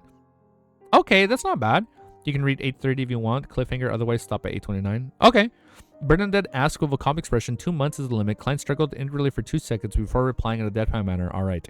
He then pressed his hands to his chest and bowed. "Thank you for your help." Okay, that might work. Peak incoming? I'm excited. Bernadette didn't say a word as she retracted her gaze. She extended her right hand as words that were written in Jotun, Dragonish, Elvish, and Ancient Hermes appeared in the midair. Wow, this is a long chapter. It's still going, just like 2 more pages. These words interwoven into strange symbols with a star-like radiance, as though they were opened a secret door that led deep into the spirit world. With the secret door open, a gust of wind blew, conjured the upper body of a man that was covered in white cloth. "Sleep, Buggle?" Bernadette said gently but sternly. The man, who had a torso and wind from his bottom, replied verbally, pulling out a human skull from the white cloth. The skull's eye sockets were deeply recessed and dark. It was impossible to see the bottom. The rest of the skull was covered with holes of different shapes and cracks. It was white like a piece of jade. Bernadette took the Sleep Buggle and glanced at German Sparrow. "Go back at least 50 meters. Sleep Buggle?" Can I look that up? Can I look up Sleep Buggle? Klein didn't ask why he left Sinor in his original spot, and he quickly distanced himself along with the pea vine path. After exceeding 50 meters, he suddenly heard a distant string melody that was filled with sorrow and gloom. Subconsciously, Klein looked at the area covered in pea vines. Bernadette was sitting with her back slightly hunched. Her chestnut hair was fluttered as her head was bowed. She had placed the human skull to her mouth, letting the orifice produce an air stream that appeared like the orchestrated movement of the night. The movement brought with it the power of calmness and faint melancholy. Bit by bit, it spread out without alarming the soldiers guarding the bridge beyond the pea vine forest. Klein stood there and listened seriously when he suddenly had a pinging for her home. That was home, something that a traveler who had been drifting for a long period of time yearned for the most, but was unable to touch. Oh, wow. Okay. It's like a musical instrument like horn. Actually, you can read 30. Bugle? All right, chapter 829. Arrival of June. Oh, shit. So we're in June. And then it's July. July is when the baby is born. Okay, that's exciting. Chapter 829 is called Arrival of June in the Dark Night, and within that, I realized I did not do my timestamp. Let me awkwardly pause. What a coincidence that Discord crashes and it doesn't let me open it on stream.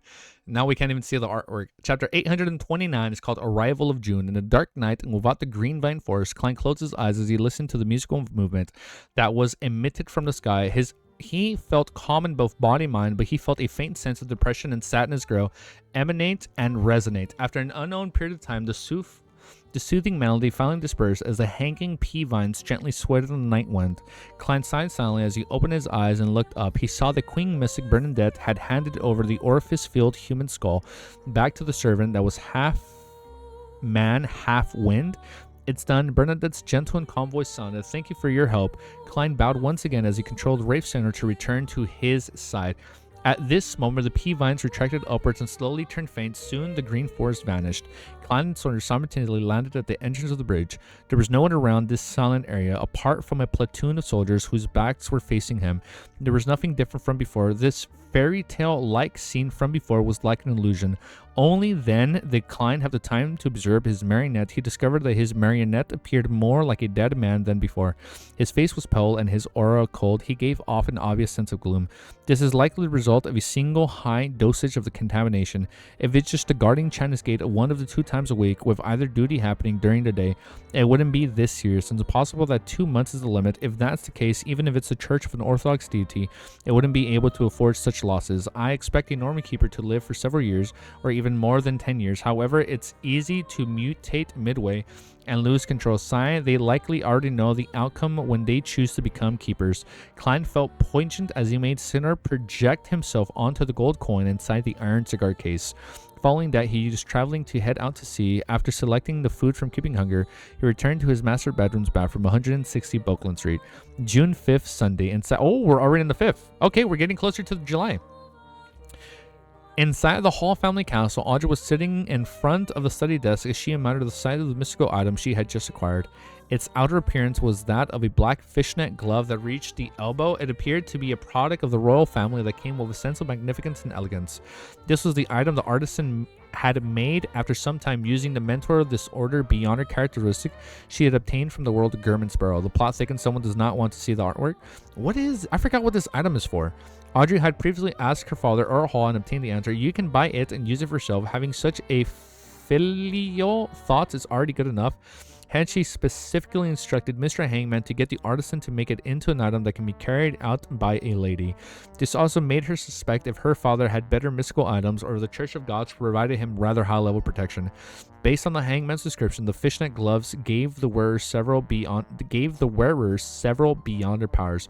One of them was the enhancement of one's dignity and body, making the surrounding beings lower their own standings to submit themselves without realizing it. Another was distort, the ability to distort a target's words, actions, and intent. It allowed one to formulate a certain order that provided them with an advantage. Okay, so this just gives her an edge in fight. The third was bribe, which bribed them via a symbolic gesture that allowed the target to feel a great sense of fondling, making it difficult to have any thought of animosity or even wish to fight the wearer. If the conditions were suitable, the person who received the bribe had an extremely small chance of attacking their companions. Audrey heard from Mr. Rold, and this was one type of bribe beyond her powers that was known as bribe charm. The last, there's a fourth one. The last was to produce a disorder effect. We know of disorder. The last was to produce a disorder effect on the target and surrounding area, making it difficult for attacks to land on the wearer and making the enemy easily choose to make the wrong judgment. Audrey was very satisfied with the effects. However, what vexed her was that the artisan level was lacking. The Sequence 5 mystical item he created had relatively serious negative side effects. First, it would make the wearer's psyche slowly grow dark, making them often wish to take shortcuts, use schemes, or why would she use this? Wait, what? It would make the wearer's psyche slowly grow dark, making them often wish to take shortcuts, use schemes, or dishonorable methods to complete matters. Second, the wearer would enter a state of disorder after wearing it for more than 3 minutes. Okay, that doesn't sound like a good thing to wear. Audrey had tried it previously and she had made a mistake without realizing it when she was bathing. The normal procedure was to let her maidservant fill the bathtub with water and adjust the temperature before she took off her clothes, entered the bathtub, and then finish up washing up. However, Audrey had first entered the bathtub, filled it with cold water, and waited until her clothes were wet before she remembered to take them off. The only thing she was thankful about was that she had eventually controlled herself and hadn't called her lady's maid to witness such an embarrassing matter. This makes me feel like a curly-haired baboon, Audrey thought in embarrassment and anger. She found the first negative effect acceptable because she was a psychiatrist. She could often check on herself and eliminate her dark thoughts. Okay, so she can cleanse herself, or she can like cure her own like dark thoughts with the item. The second negative effect is just too problematic. All I can do is bring it with me. I'll wear it at critical moments. All right, I still have lie. It will amplify my emotions. So combined with the glove, it will only worsen the darkness in my heart. Oh, that does not sound like a good combo. The current me might not be able to withstand it. Audrey's green eyes darted around as she tried thinking of a solution. At this moment, she heard knocking at the door. Her maid servant Annie said from the outside, "Miss Audrey, the Lord wishes to talk to you about something." Audrey left the black fishnet glove on the door as she stood up and came to the door to open it. Earl Hall, who didn't wear a coat at home except for shirt and matching vest, touched his beautiful beard and said with a chuckle, "Are you not ready? We'll be returning to Backland Street in the Wall. Tomorrow night will be your 18th birthday party." As he spoke, Earl Hall looked at Annie and company, indicating that they couldn't retreat. In the annual socializing season, Audrey nodded, feigning her maturity. Earl Hall glanced at his daughter and asked with a laugh, "Have you thought of how you can make use of that item yet?" Audrey pursed her lips into a smile. "Of course, I plan on folding it up and putting it into a bag. Susie will carry it. This way, as she didn't wear it or use it, Susie wouldn't find it in any situation of disorder and confusion, and in dark psychological problems could be treated by Audrey and with placate. More importantly, without Lee's amplification, Susie, who was also a psychiatrist, could also check on herself inwardly and regulate her mental state from time to time. Okay, so this is a good item to use for them. Like, they can check themselves. Earl Hall was taken aback as he praised with a surprised smile. "That's a smart solution." Audrey felt smug, but she said in a reserved manner, "I plan on calling it the Hand of Horror." What a fitting name. "Dear Earl, thank you for your birthday present. In a few more days, I can concoct a potion attempt to advancement." Audrey added inwardly in joy. Sunday night, 160 Bucklick Street. Klein stood on the balcony as he peeped on the street through the gap in curtains. He couldn't help but feel somewhat nervous. If nothing unexpected happened, he planned on beginning his plan of stealing the Antigonus family notebook in a while. Okay, maybe this is what you guys want me to read all together. With Queen Mystic Bernadette's help, he made his marionette enter a contaminated state from his frequent visits to the cathedral for praying. Bible studies and donations he had figured on the keeper's duties roster. There was only one thing left that was necessary for the preparations of Klein's theft. This was to secretly replace his target without anyone noticing it. Based on Klein's understanding of the situation, the keepers would head underground at daybreak. It was during such times when the cathedrals remained closed. To directly infiltrate inside ran the risk of being discovered by a demigod like the diocese archbishop. It could be said that there was no chance of success. Therefore, Klein's plan was to infiltrate the cathedral one day earlier and patiently wait for an opportunity. This undoubtedly needs a sufficient disguise, but this didn't stump a faceless. After observing for some time, Klein discovered the church held a major mass on Sunday night. This was because Sunday at night were symbols for the goddess, and after mass ended, the servants would easily be cleaning trash and throwing them outside. Klein's plan was to seize this opportunity to knock his servant unconscious and enter the cathedral while disguising as a servant before sleeping in the servants' quarters. For this, he had even purchased a dosage that was able to let a person fall into a deep sleep for 10 hours without causing any physical harm. He bought it from Emlyn for £5. After a few minutes, Klein slowly exhaled as he drew the curtains. He walked back to his bedroom, took 4 steps counterclockwise, and went above the gray fog. Sitting in the fool's chair, he thought in silence for a minute before conjuring a pen and paper. He wrote the divination statement. This theft of the Antigonus family notebook will be dangerous. After putting down the dark red fountain pen, Klein removed the spirit pendulum from his left wrist, using his left hand to hold the chain. He left the topaz hung down over the paper in close proximity with it. He entered cognition, closed his eyes, and silently chanted a divination statement. After repeating it 7 times, he slowly opened his eyes and saw that the spirit pendulum spinning clockwise was an ordinary amplitude and frequency. There's danger, but it's within acceptable range. Klein quickly made an interpretation. In fact, he was a little worried if the divination was being interfered with, just like the mother of Chiazar had done so. However, he had no way of verifying, much less falsifying the possibility. Therefore, with the divination outcome, he plans and preparation satisfied the requirement condition. Klein had made up his mind. He looked at the hanging topaz and slowly came to a halt. In Chinese, he said in a heavy voice, "A strung bow is poised to strike." Before he finished the sentence, Klein let his spirituality envelop himself as he simulated the feelings of falling and returned to the real world. This time, he planned on only bringing 3 items with him: Creaking Hunger, Sender's gold coin, and a Zig's copper whistle. The characteristics they had in common was that they could be stored inside an iron cigar case. He could use Paper Angel and a Wall of Spirituality to provide a double layer screening. As for the other items, there was a high chance that they couldn't pass through Channon's Gate, as they could easily trigger an anomaly at the core seal. Oh, so because of the core seal, he can't even take his strongest items, because then it'd trigger it. Therefore, Klein had left the rest of his items as well as his money. A good thing he left his money. We don't want to lose that. Above the Grey Fog, prepared to immediately flee if anything went wrong. It's just that the 3% coin company shares worth 12,800 pounds is tied to Dwayne Dante's identity. Klein quickly reined in his thoughts, picked up a mirror, and placed it on the window. Following that, he drew the mysterious symbol used for summoning a Rhodes. So he summoned a Rhodes? All right. So we're going to quickly end it there. Before we read Infiltration, because it's such a hype chapter, we're going to end it here. I got to do some errands. We should hopefully be back. I believe you can shorten the gap. We're going to shorten the gap, okay? We're going to catch up. Our competitor Wiz, Anime Wiz, is ahead of us by like 170 chapters, okay?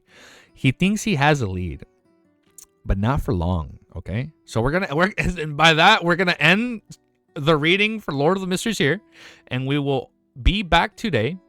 And we will read more, because this Infiltration arc is going to be pretty sick. I can already feel it in my bones. We're going to steal the Antigonus family notebook. We're going to probably hear Hornicus Flagera again. He's going to get some crazy revelations with Bizarro Sorcerer. We're probably going to run into Leonard because he's a Nighthawk member, and for some reason he coincidentally went to the same cathedral where Klein is going. So much can happen in this volume. Maybe we coincidentally run into Madame Dally that's doing some errands for the Nighthawks at that cathedral, and then she realizes, holy shit, that is Klein. There are so many outcomes and possibilities that can happen in the next 15 chapters, and we will find out when we come back. Predictions. We know Leonard is in the Backland Cathedral already, though. Shit, Cammy, you are right. Not a coincidence? Shit, you're right. He's already there. Yeah, so that's not even so many possibilities can happen in this volume. Maybe they finally get that face-off that I thought was going to happen in the sewers. Oh, maybe this time we're actually going to get it under. You won't be coming back. I will be back. I promise. So I'm into here. Have a beautiful day. Hopefully your memory doesn't get foggy. It never has ever been foggy. Our memory has always been spot on. Anybody that says otherwise, blasphemy. All right. Peace. Have a beautiful day, and I'll see you guys all very soon. Later, guys.